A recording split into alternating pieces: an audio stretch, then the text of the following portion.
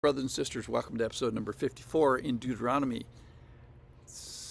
Would the inability to attend church, would that be a punishment for you? We're going to find an answer from Deuteronomy chapter 23.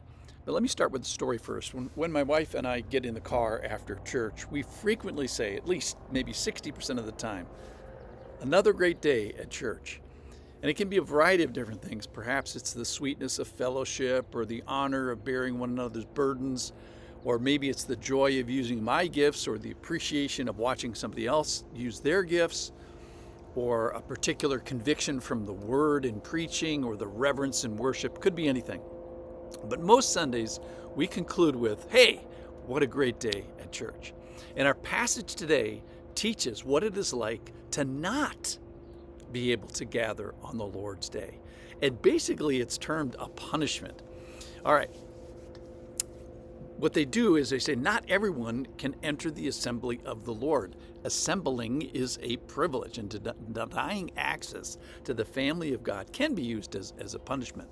So here, generations of descendants are prohibited from entering the assembly as the sentence against an egregious violation of the Lord. This is from Deuteronomy chapter 23. No one born of a forbidden union may enter the assembly of the Lord, even to the 10th generation. None of his descendants may enter the assembly of the Lord's. No Ammonite, no Moabite may enter the assembly of the Lord's, even to the 10th generation. None of them may enter the assembly of the Lord forever, because they did not meet you with bread and water on the way when you came out of Egypt. So let's just pause there and think with me about those who cannot come to Sunday worship. I'm going to think of sort of a good example. Shut-ins. My church has 60 shut-ins. And if you ask them, what would you like to do on a Sunday morning? Probably to a person, they would say, more than anything, I would like to go to church. Now, they're not being punished. They're feeling the sting of some sort of age or health issue, but they're not able to assemble. But they want to assemble. They see the value of assembling, perhaps maybe more than anybody, of course, when you take things away like that. So today we read about a group who cannot assemble, but it's for sin.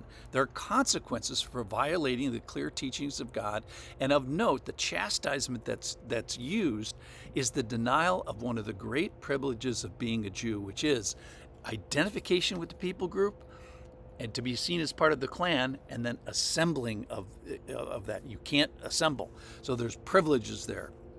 So being a part of the clan has some particular benefits, one not the least of which was assembling and, in that day, access to God. So remember, at that time in human history, God was particularly geographical. He was particularly ethnic, just the Jews.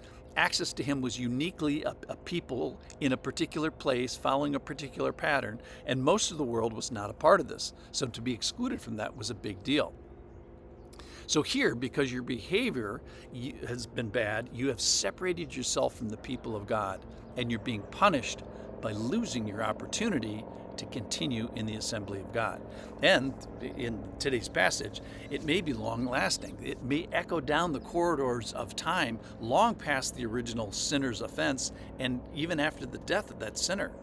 So I don't like that, but hey, like in the story of Adam and Eve, we're all tainted today and cursed with the consequences that we didn't do, in a sense. You know, we might say about Adam and Eve, it's like, hey, I didn't fall in the garden. I wasn't even born yet.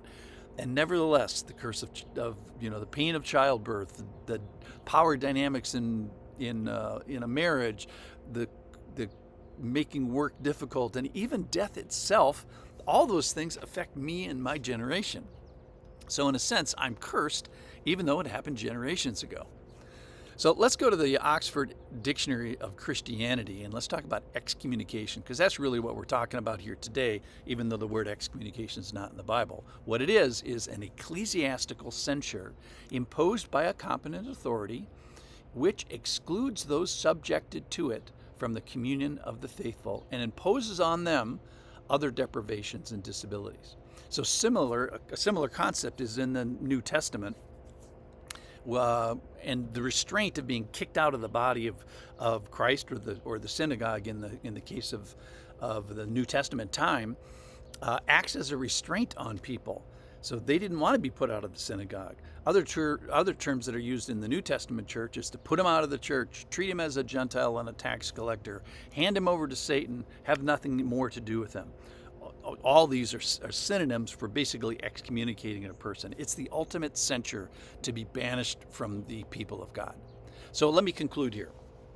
All right, so as I think about this, as I reevaluate and I revalue, that assembly, here's the big point today, write this down. Assembling should be valued and appreciated and treasured. It is an honor to be able to go to church on Sunday and worship the Lord.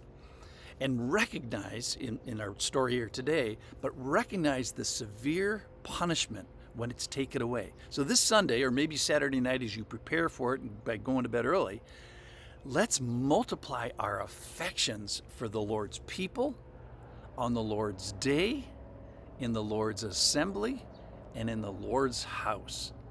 Maybe we can say, pinch me, I get access to the special assembly of God. So back to our original question, would the inability to attend church be a punishment for you? Would it be painful? Hopefully the answer is yes. Why? Because assembling should be valued and appreciated and treasured. And my prayer for you is that you'd be able to get in your car next Sunday and say, another great day at church. Thanks for listening.